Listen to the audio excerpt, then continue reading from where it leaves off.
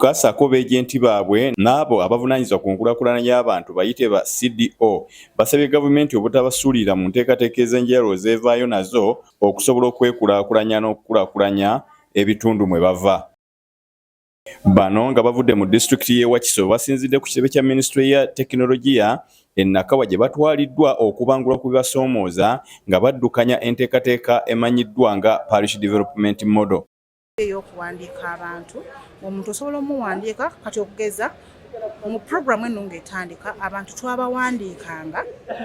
nga tetubataddeeko ndagamuntu zaabwe nini numbers that is nga tetutaddeeko namba z'amasimu naye bwe twazeemu ate programu jjukira buli lwe baweereza ssente egenda ekyuka kati mu kukyusaamu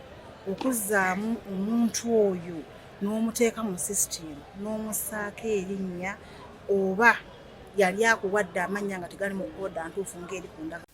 Mu bimu ku binokoddwayo ebibadde bibafuukidde ekizibu gye mutimbagano oba giyite internet etambula akasoobo n'ebyuma bikalimagezi ebyabaweebwa okukuŋŋaanya ebikwata ku bantu giyite iPad saako ne kye bayita software byonna ebya tekinologiya akozesebwa ennaku zino ebitabakkiriza kulongoosa nsobi eziba zikoleddwa nga bayingiza ebikwata ku bantu mu fayiro ya ku kompyuta ey'awamu. Zeeyinze n'alirowoozezza nti oba n'omukululira kaliba tumukululireko olw'ensonga nti byakola matendo.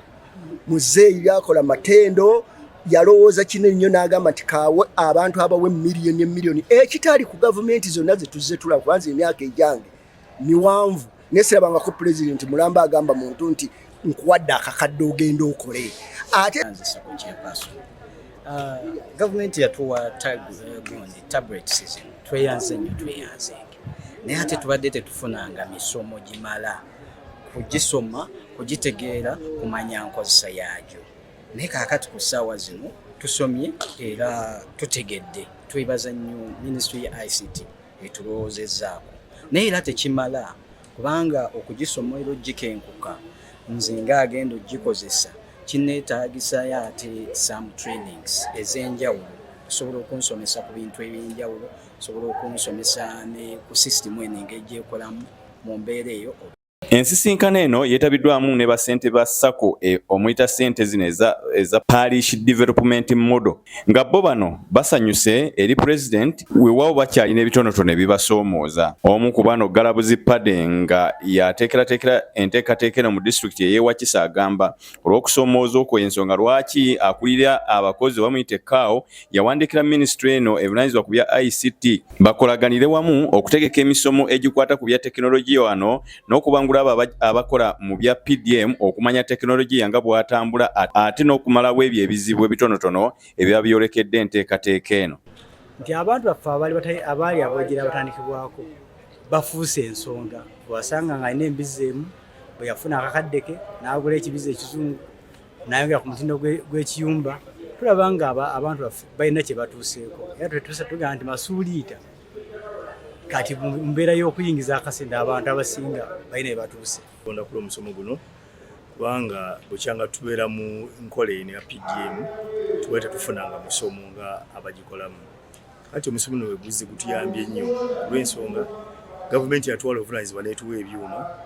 naye abamu abasinga tebalina bikozesa era nga bakyalina kye balaakinga ate ng'ensi etambudde evudde ku by'okuwandiika ezimu digito kaakati. Okusinziira ku bakungu mu minisitule ya ICT disitulikiti y'e Wakiso y'emu ku ezo ezisinze okukola obulungi mu nteekateeka ya PDM eno nga bw'emanyiddwa nga ku buwumbi 26 obwakafulumira mu nteekateeka eno mu disitulikiti eno obuwumbi 21 zimaze okugabibwa mu bantu abasoba mu mitwalo 2.5. Bwe twakafuna obuwumbi 21 tumaze okugaba abuli mu bantu era abantu abasukka mu mitwalo 2.6 bafunye ssente zaabwe zetuyita household beneficiaries naye ng'ogyeko Kyeyune Noah, Beg Television.